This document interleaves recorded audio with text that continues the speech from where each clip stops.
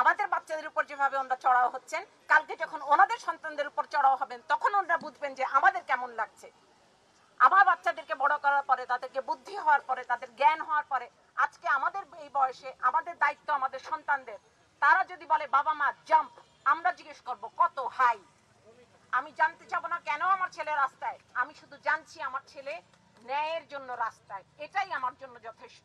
আমাদের সন্তানের নিরাপত্তা এই রাষ্ট্র এবং এই সরকার দিতে পারে বলে আমরা বিশ্বাস করি না। সুতরাং এই রাষ্ট্র এবং এই সরকারের কাছে আমরা আমাদের সন্তান হত্যার বিচার চাইবো কিনা আমাদের সন্তানের সিদ্ধান্তের সাথে আমরা আছি। তারা যদি মনে করে যে এই সরকারের কাছে আমরা বিচার চাইবো না, আমরা তাদের পাশে আছি। তারা যদি মনে করে এই সরকার পদত্যাগ করতে হবে এক্ষুনি, আমরা তাদের পাশে আছি। তারা যে কর্মসূচি নিয়ে যখন যেখানে আছে আমরা সন্তানের পাশে অভিভাবক হিসাবে আছি।